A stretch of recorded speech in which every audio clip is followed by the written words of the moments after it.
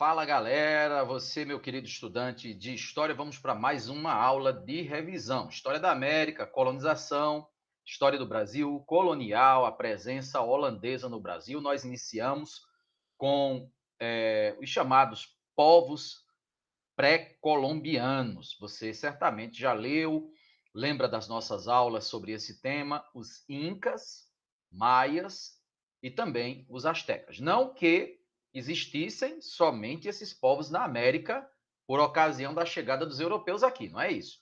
Mas que esses povos foram os mais destacados no sentido da organização política, social, econômica, militar, não é?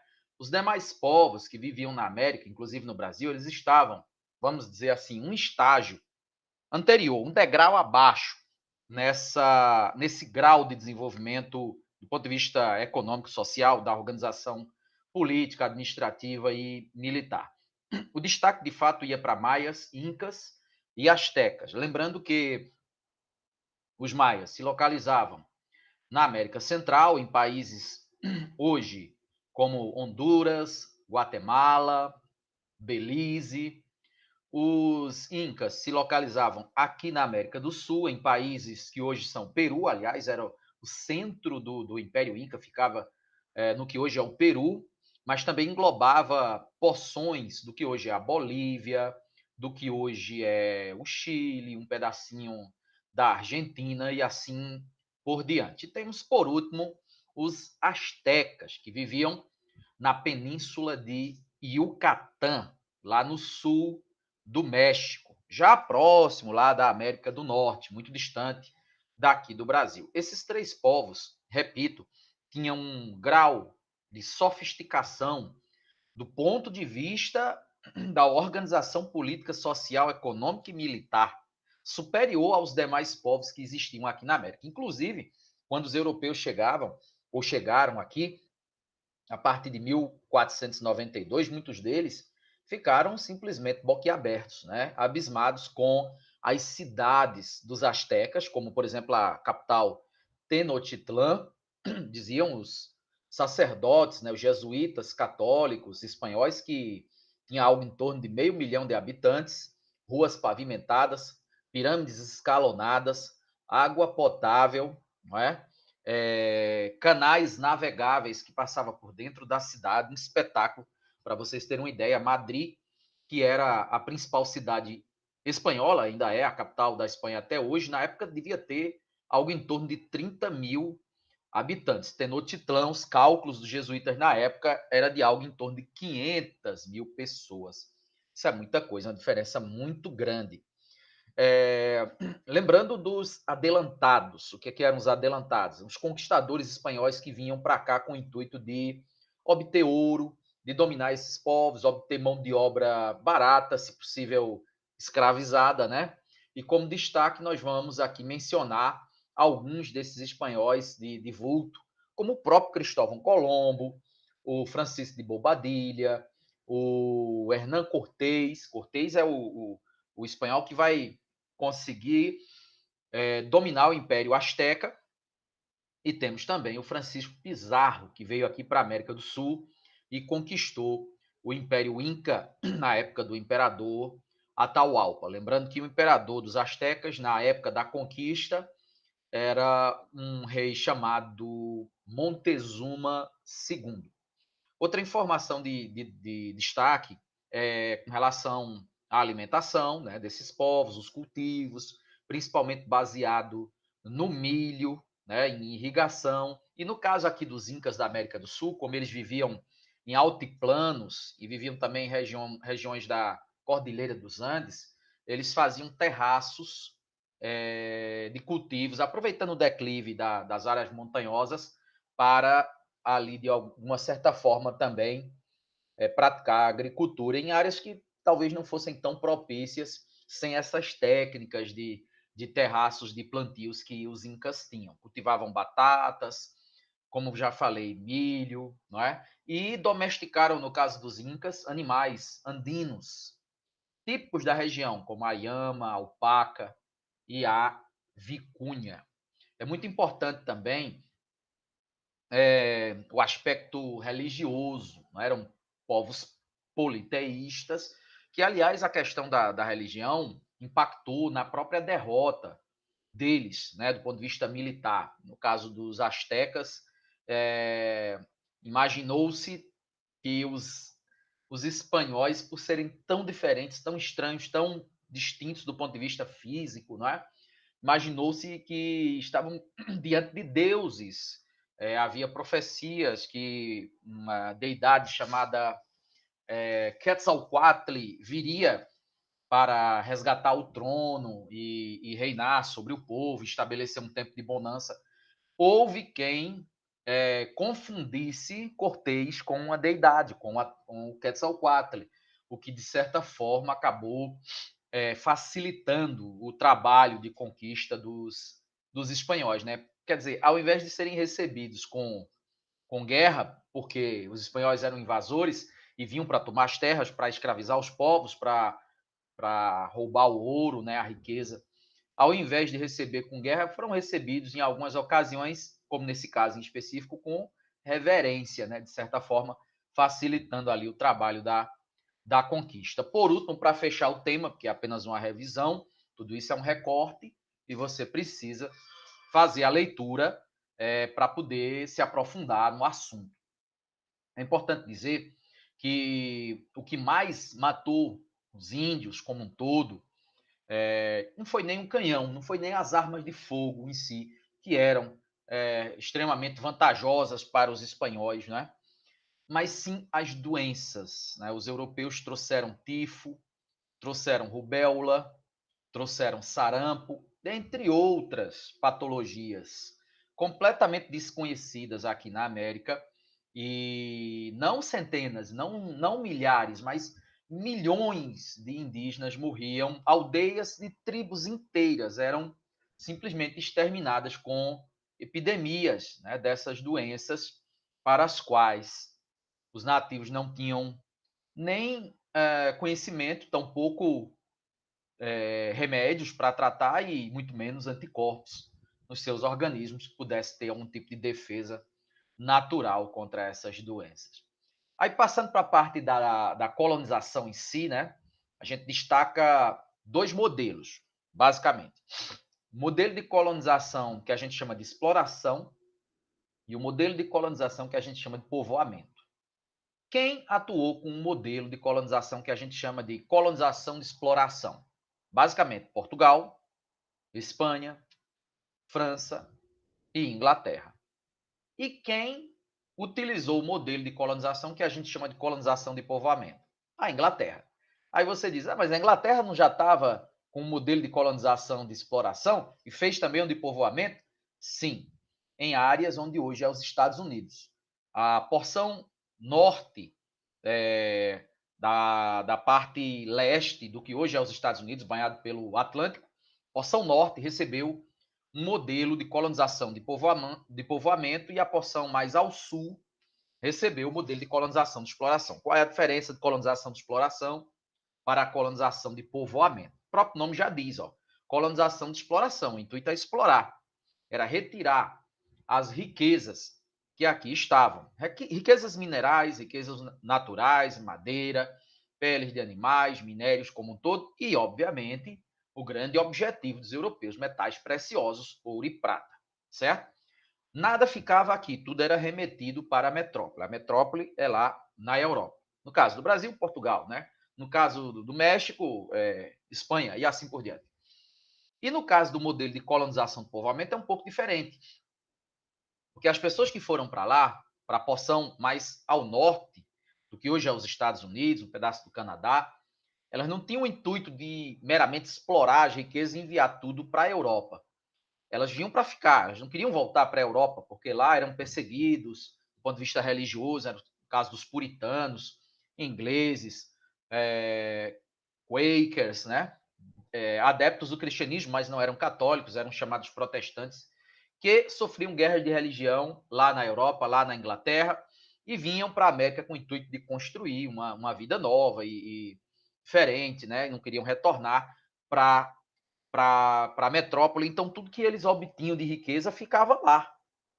era utilizado na própria colônia, digamos assim, servindo, né, de certa maneira, para um certo progresso, um certo engrandecimento, uma certa, um certo crescimento econômico, coisa que não aconteceu no Brasil, porque a riqueza daqui não ficava aqui, ao contrário, era tudo enviado para Portugal. Então, são modelos distintos, mas o que predominou mesmo foi o modelo de exploração. O modelo de povoamento foi um caso bem à parte, específico, em uma área muito delimitada e muito específica, lá na América do Norte. Então, nós temos a colonização inglesa, principalmente na Guiana Inglesa, aqui na América do Sul, em algumas áreas do Caribe, mas concentrando também na América do Norte, no que hoje é o Canadá, no que hoje é os Estados Unidos.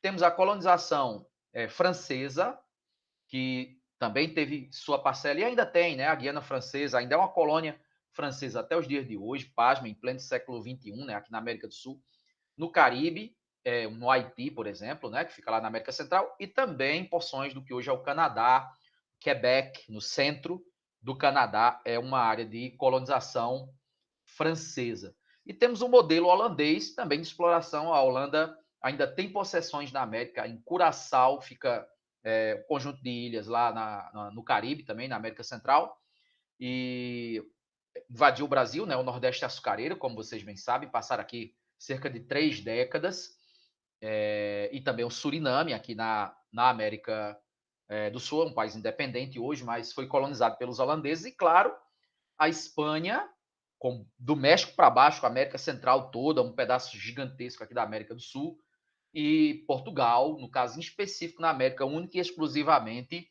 no Brasil. Tudo modelo de colonização, de exploração, a não ser o norte do que hoje é os Estados Unidos, uma área muito específica e delimitada, com a colonização de povoamento, tá certo?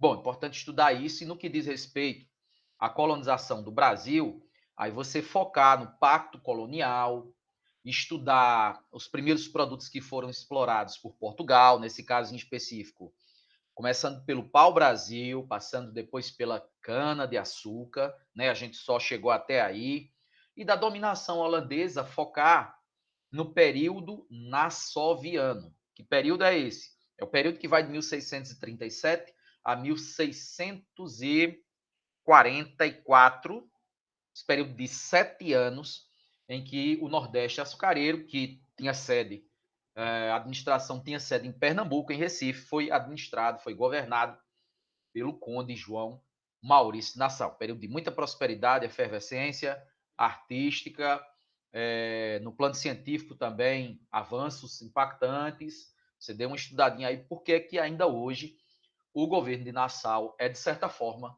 lembrado, exaltado, né? Até, de certa maneira, romantizado. E eles foram invasores e, curiosamente, não são vistos pela historiografia brasileira como invasores, mas sim como, principalmente o governo Nassau, como um período áureo, um período de crescimento, de progresso, de grandeza. Dê uma olhadinha por quê, e há muitas razões para explicar esses porquês, tá certo? Bom, então é isso que você tem que focar. No caso da cana, como é que os portugueses administraram, né, essa riqueza, o ouro branco, o açúcar, como era conhecido, a divisão do engenho. É, no caso da administração portuguesa, não podemos esquecer os governos gerais, a divisão do território em capitanias hereditárias, e por que Portugal fez isso. Nas leituras você e nas minhas aulas anteriores, postadas no grupo, você também descobre, bem como a relação dos portugueses com os nativos. Primeiro, uma relação de admiração, espanto. Eram pessoas muito diferentes, né, dos europeus como um todo, tanto fisicamente quanto no que diz respeito aos hábitos, à cultura como um todo. Isso gerou, no primeiro momento, uma certa admiração, um certo espanto, né, uma certa cordialidade, mas depois, realmente, os europeus como um todo, não só os portugueses, mostram por que estavam aqui. E o propósito era realmente exterminar, escravizar, submeter, explorar, e quem estivesse no caminho, fosse indígenas, fosse o que fosse, realmente seriam, de fato, riscados do mapa, porque o objetivo era ouro. Os portugueses só vão encontrar no século XVIII.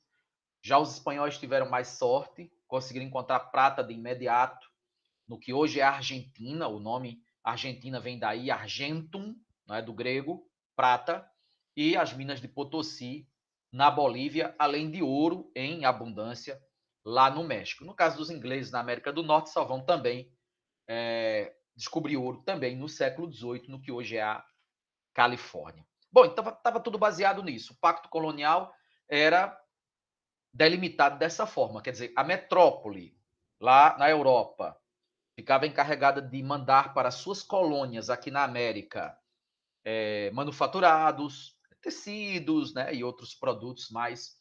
A mão de obra escravizada, no caso do Brasil, né, Portugal mandava, vinha da África, essa mão de obra escravizada que ia abastecer as lavouras de cana, que iria abastecer o trabalho nas casas, nos engenhos, em toda sorte de serviço doméstico e no campo.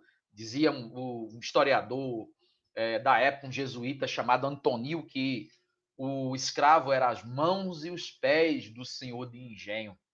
E dentro dessa relação também não podemos esquecer a função, o trabalho dos jesuítas, né? Tocando no ponto aí do Antonio, eu lembrei que não podemos esquecer do trabalho dos jesuítas. Tem pelo menos um lado positivo, um lado negativo da atuação dos jesuítas, que tiveram aqui durante mais de 200 anos atuando no Brasil, na catequese, na educação, monopolizaram a educação no Brasil.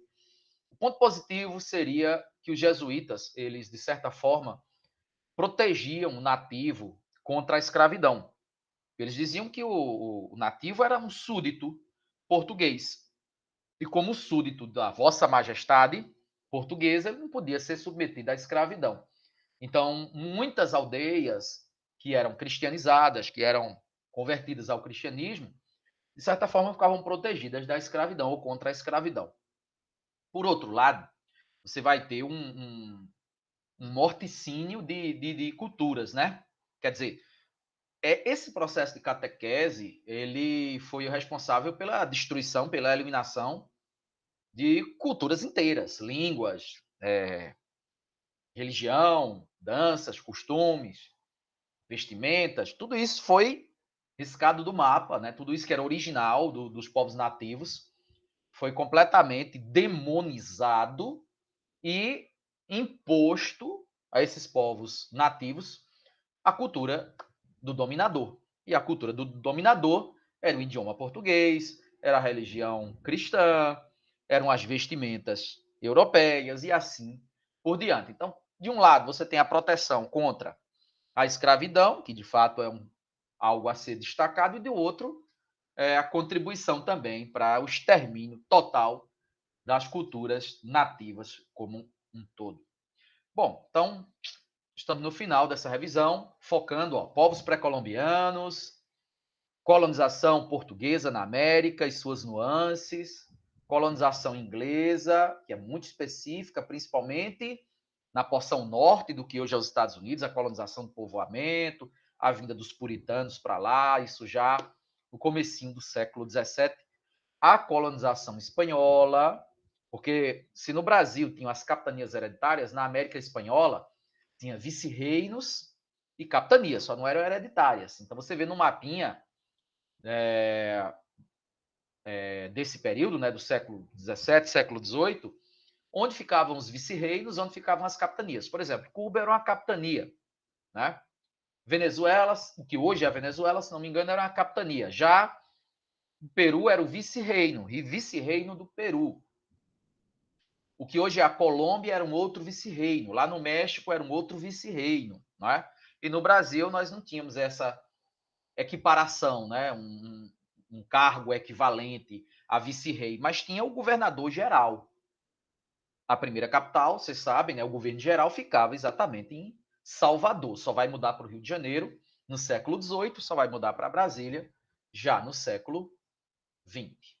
E aí a colonização francesa, a presença holandesa no Nordeste açucareiro, os produtos que foram explorados pelos portugueses, pelo menos nos séculos 16 e 17, não podemos esquecer também da pecuária, né? Não era o carro-chefe da economia colonial, mas foi uma atividade acessória, não é? Digamos assim, principalmente nos séculos 16 e 17. Valeu, pessoal, tudo de bom. Terminamos essa revisão e agora é leitura, muita resolução de questões, né, que ajuda bastante, atualizar as atividades e foco, preparação total para a prova. Tudo de bom para vocês e tchau.